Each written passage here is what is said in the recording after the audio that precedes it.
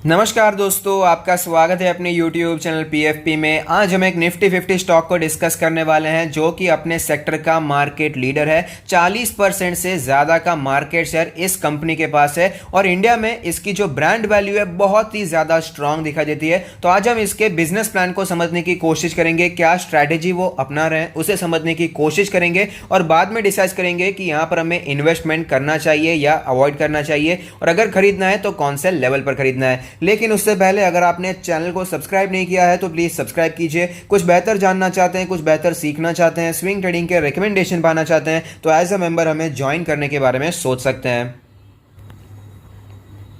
तो आज हम बात करने वाले हैं मारुति सुजुकी के बारे में जो कि ऑटो सेक्टर में पैसेंजर व्हीकल के सेगमेंट में हमें मार्केट लीडर दिखाई देता है। अभी ऑटो सेक्टर सुनते हैं तो हमें ये तो पता है कि फ्यूचर अभी इलेक्ट्रिक व्हीकल का है, लेकिन जब इलेक्ट्रिक व्हीकल की बात होती है तो Tata Motors, Ashok Leyland, Exide industry, Amara Raja batteries, Mahindra and Mahindra ऐसे स्टॉक्स का नाम हमें पहले सुनाई देता है। लेकिन मारुति सुजुकी जो कि अपने सेक्टर का मार्केट लीडर है वो हमें पीछे रहता हुआ नजर आता है, लैग करता हुआ नजर आता है। लेकिन इसके पीछे भी कंपनी की एक स्ट्रैटेजी है जो कि हमें समझने की कोशिश करनी चाहिए, क्योंकि एट लास्ट देखिए कंपनी अपने सेक्टर में मार्केट लीडर है, डोमिनेंट पोजीशन पे हमें ट्रेड करती हुई नजर आती है। तो ऑफ कोर्स वो भी कोई स्ट्रैटेजी के साथ ही काम करते हैं। तो उन्होंने कहा है, एग्जीक्यूटिव डायरेक्टर ने यहाँ पे पूरे की पूरी इंडस्ट्री बहुत ही ज़्यादा एक्साइटेड है ईवीज को अडॉप्ट करने के लिए, लेकिन यहाँ पर कुछ बड़े प्रॉब्लम्स हैं जिसके कारण ये इतना जल्दी नहीं हो सकता जितना फिलहाल दिखाई दे रहा है। कि सबसे पहले तो high cost of acquisition of EVs, क्योंकि फिलहाल जो करंट बैटरी टेक्नोलॉजी है उसके कारण एक्विजिशन कॉस्ट बहुत ही ज़्यादा महंगा हो जाता है। अगर आप एक गाड़ी पेट्रोल या डीजल में खरीद रहे हैं और सेम गाड़ी अगर आप इलेक्ट्रिक व्हीकल खरीदना चाहते हैं तो ऑलमोस्ट डबल हो जाता है प्राइस, कम से कम 70-80% का सर्ज तो आप लोग देखने को मिल ही जाता है। तो मास यहाँ पर इसे खरीद नहीं पाएंगे, जो पब्लिक होती है खरीद नहीं पाती। अफोर्डेबल प्राइसेस फिलहाल हमें यहाँ पर दिखाई नहीं देते हैं। दूसरा जो बहुत ही बड़ा टेंशन बना हुआ है कि अभी तक कंट्री में चार्जिंग इंफ्रास्ट्रक्चर ही नहीं है, यहाँ पर अभी वो भी बाकी है। 500 किलोमीटर से ज़्यादा अगर आपको ट्रैवल करना है तो कई बार मुश्किल हो जाती है। बहुत ही कम गाड़ी ऐसी आपको मिलेगी जो कि 500 किलोमीटर से ज़्यादा ट्रैवल कर पाती है सिंगल चार्ज में। तो ये इंफ्रास्ट्रक्चर भी अभी कमी दिखाई दे रही है, तो ये भी एक टेंशन बना हुआ है। तो फिलहाल जो कंपनी का फोकस है ईवी पर इतना ज़्यादा नहीं है, लेकिन सीएनजी पर बहुत ही फोकस करते हुए नजर आ रहे हैं। जो हाइब्रिड कार टेक्नोलॉजी से वहां पर कंपनी काम करती हुई नजर आ रही है और उनका मानना है कि गवर्नमेंट से यहां पर हमें सपोर्ट दिखाई दे सकता है। गवर्नमेंट ने जिस प्रकार से इलेक्ट्रिक व्हीकल को सपोर्ट किया उसी प्रकार से सीएनजी और हाइब्रिड कार को भी सपोर्ट करते हुए नजर आएंगे, ऐसी एक्सपेक्टेशन जताई है मारुति सुजुकी ने। अगर आप चेक करेंगे तो आपको पता चलेगा इलेक्ट्रिक व्हीकल पर जो टैक्स लगता है बहुत ही कम है इन कंपैरिजन टू पेट्रोल या डीजल की गाड़ी पर। उसके बावजूद इतना ज़्यादा फर्क है प्राइसेस में, तो अभी भी एक्विजिशन कॉस्ट बहुत ही ज़्यादा है। और मारुति सुजुकी कौन से सेगमेंट में काम करती है ये समझ लीजिए। मारुति सुजुकी का जो ज़्यादातर सेल्स होता है वो कोई लग्जरी कार से नहीं होता, वो लग्जरी कार्स तो बनाती भी नहीं है। जो सेडान कार्स होती है, जो छोटी स्विफ्ट हो गया, स्विफ्ट डिजायर हो गया, वैगनर हो गया, सिलेरी हो गया, इन सब से उनका ज़्यादा बिजनेस हमें निकलता हुआ नजर आता है। और पब्लिक भी तो वही है जो वही गाड़ी अफोर्ड कर पाती है। इसलिए अगर इस समय पर वो इलेक्ट्रिक व्हीकल महंगे प्राइसेस पर लाती भी है तो वहां से प्रॉफिट निकलना बहुत ही ज्यादा मुश्किल हो जाता है। और ऐसा नहीं है कि इलेक्ट्रिक व्हीकल पर बिल्कुल भी काम नहीं चल रहा है। वैगनआर जो एक बहुत ही सक्सेसफुल मॉडल है पेट्रोल डीजल में, वहां पर इनका पूरा कामकाज चल रहा है। वहां पर इनका बहुत ही ज्यादा हमें R&D होता हुआ नजर आता है। 50 से ज्यादा प्रोटोटाइप भी है और ये भी जल्दी हमें लॉन्च होता हुआ भी नजर आ सकता है। तो इलेक्ट्रिक व्हीकल में एकदम लैग कर रहे हैं ऐसा भी नहीं है, लेकिन अभी तक उन्होंने कोई लॉन्चिंग नहीं की है। तो कंपनी फिलहाल जो कर रही है उसे एक बार समझ लेते हैं। सीएनजी पर जो फोकस दिखाई दे रहा है वो बिजनेस कैसा चल रहा है वो समझ लेते हैं। FY20 में 1,06,444 सीएनजी कार्स का इन्होंने सेल किया था, जो कि FY21 में बढ़कर 1.57 लाख करोड़ हो चुका है। 1.757 लाख हो चुका है। तो 48% का जंप हमें दिखाई दिया है सिर्फ एक साल में। और ये अभी की बात नहीं है, पिछले 5-6 सालों से इतनी जोरदार ग्रोथ हमें दिखाई दे रही है। कुछ 17% CAGR के बेसिस पर कंपनी हमें सीएनजी में ग्रो होती हुई नजर आती है। तो बहुत ही अच्छी स्ट्रैटेजी अपनाई है और वो काम करती हुई भी नजर आती है। कंपनी का मानना है कि ग्रीन फ्यूल मोबिलिटी में सीएनजी टेक्नोलॉजी बहुत ही अच्छा नया बेंचमार्क हमें सेट करती हुई नजर आएगी। जैसे कि मैंने आपको बताया है कि अभी इलेक्ट्रिक व्हीकल पे शिफ्ट होने में समय लगेगा। ये जो स्कूटी है, बाइक है, वो तो जल्दी शिफ्ट हो जाएंगे, लेकिन जो फोर व्हीलर है वहाँ पर थोड़ा ज़्यादा समय लग सकता है। वहाँ पर डायरेक्ट शिफ्ट होना थोड़ा सा मुश्किल हो सकता है क्योंकि एक्विजिशन कॉस्ट बहुत ही ज़्यादा है। यहाँ पर अभी भी टेक्नोलॉजी थोड़ी सी लैग कर रही है, चार्जिंग इंफ्रास्ट्रक्चर थोड़ा सा कम है। तो ऐसे में जो सीएनजी है वो एक स्टेप बनेगा, डायरेक्ट जंप नहीं होगा। अभी फिलहाल पेट्रोल डीजल से शिफ्ट होकर सीएनजी पर आएंगे, उसके बाद हमें इलेक्ट्रिक व्हीकल पर जाते हुए नचाएंगे। और सीएनजी पर इनका जो फोकस है बहुत ही ज़्यादा है। सीएनजी में भी ये मार्केट लीडर हमें दिखाई देती है।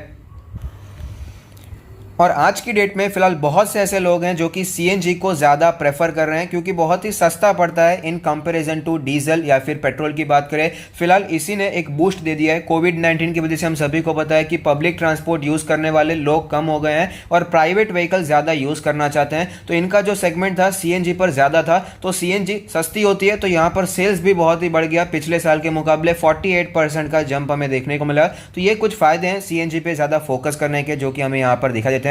गवर्नमेंट का भी क्लियर फोकस है सीएनजी के एक्सपांशन पे। हमने ये बजट में भी देखा था कि वो सिटी गैस डिस्ट्रीब्यूशन कंपनी से हमें यहाँ पर बहुत ही फायदा होता हुआ नजर आएगा। एक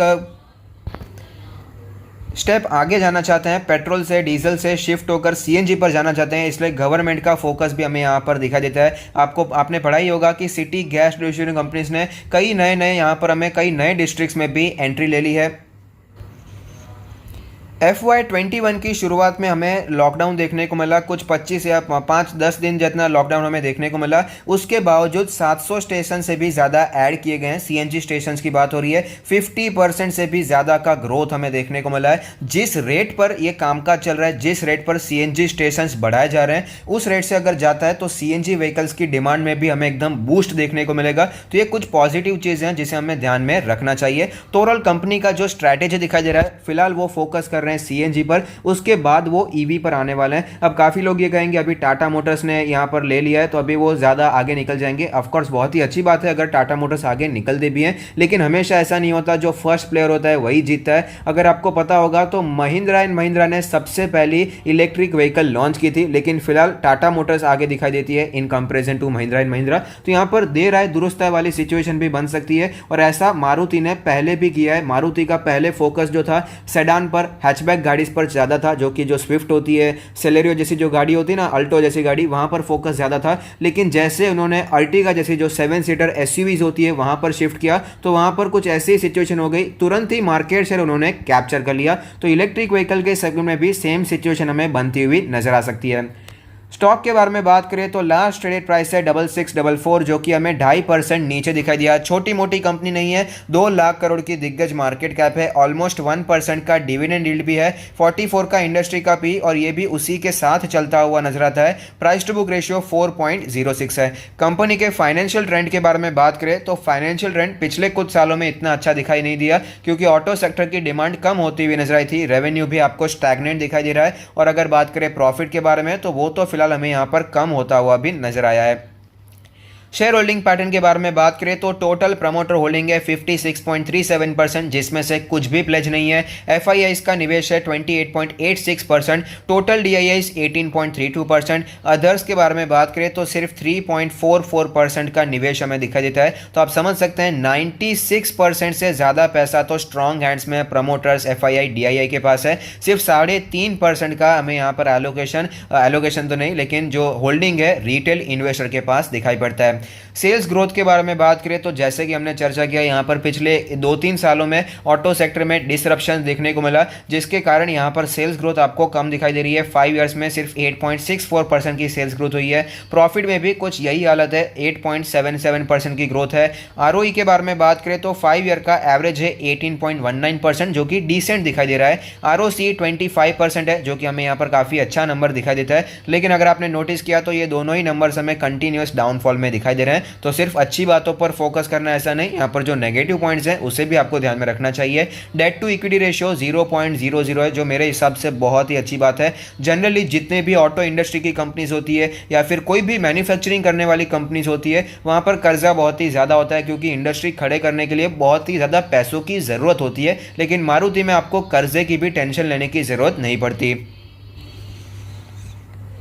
तो आप देख सकते हैं हम स्टॉक के चार्ट पर आ चुके हैं, जहां पर हमें क्लियरली पता चलता है कि 8,500 के लेवल से स्टॉक हमें करेक्ट होता हुआ नजर आ रहा है और फिलहाल 6,500 के आसपास ट्रेड करता हुआ है। तो 2000 पॉइंट्स का करेक्शन ऑलरेडी हमें यहाँ पर देखने को मिला है। तो अच्छा खासा स्टॉक वीक होता हुआ नजर आया। आरएसआई के नंबर के बारे में बात करें तो आरएसआई भी काफ़ी ज़्यादा करेक्ट होता हुआ नजर आता है और यहाँ पर क्लियरली वीकनेस ही दिखाई दे रही है। अब मैं आपको ऑल टाइम चार्ट दिखाना चाहूँगा, जहाँ पर हमें क्लियरली पता चलता है स्टॉक एक मल्टी बैगर स्टॉक रहा है। एक शानदार तेज़ी स्टॉक में हमें दिखाई दी। उसके बाद तो पूरा ऑटो सेक्टर हिल गया था, स्टॉक में गिरावट आई। लेकिन देखने वाली बात यह है कि 10,000 के लेवल से ये हमें 60% करेक्ट होता हुआ नजर आया मार्च के क्रैश में। लेकिन उसके पहले अगर बात करें तो ये पहले भी 7,000 पर ट्रेड कर रहा था, तो 30% का करेक्शन आया। जबकि पूरा ऑटो इंडेक्स ही इतना ज़्यादा खराब हो गया था। तो अशोक लेलैंड का आप देख सकते हैं, महिंद्रा एंड महिंद्रा जो कि 50%, 60%, टाटा मोटर्स आप देख सकते हैं बहुत ही ज़्यादा हालत खराब हो गई थी। तो बुरे समय में भी कंपनी की हालत बहुत ही ज़्यादा खराब नहीं हुई।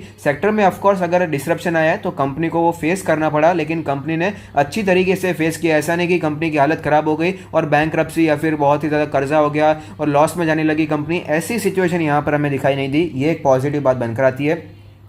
वीकली चार्ट पर देखते हैं तो हमें क्लियरली पता चलता है फिलहाल स्टॉक एक बहुत ही ज़्यादा इंपॉर्टेंट लेवल पर ट्रेड करता हुआ नजर आ रहा है। आप देख पाएंगे कि यहाँ पर जो इंपॉर्टेंट लेवल है वो है 6,500 का लेवल। कई बार स्टॉक ने इसी लेवल के आसपास सपोर्ट लिया, यहाँ पर आता है वापस ऊपर जाता है। जब स्टॉक इसके नीचे गया भी था तो तुरंत ही एक रिकवरी भी देखने को मिली। तो इसके नीचे यहाँ पर वैल्यू इंक्रीज होती हुई नजर आती है। जो 200 वीक्स का मूविंग एवरेज है एज ए स्ट्रॉन्ग सपोर्ट दिखाई दिया है स्टॉक के लिए। तो मेरे हिसाब से अगर आपको कंपनी पसंद है, यहाँ पर निवेश करने के बारे में सोच रहे हैं, तो करंट मार्केट प्राइस पे भी अगर आप निवेश करते हैं तो बहुत ही अच्छा बाय है। इसके नीचे जितना भी जाता है बाय ऑन डिप्स की स्ट्रेटेजी आप अपना सकते हैं। लॉन्ग टर्म के लिए एक शानदार स्टॉक है, पोर्टफोलियो में ऐड किया जा सकता है। और साथ ही साथ अगर आप अपना पोर्टफोलियो हमसे रिव्यू करवाना चाहते हैं तो उसका लिंक भी हमने डिस्क्रिप्शन बॉक्स में दे दिया है। तो अगर आपको ये वीडियो पसंद आता है तो लाइक कीजिए, शेयर कीजिए, कमेंट कीजिए, सब्सक्राइब कीजिए और मुझे मोटिवेट कीजिए। Thank you, stay happy, happy investing.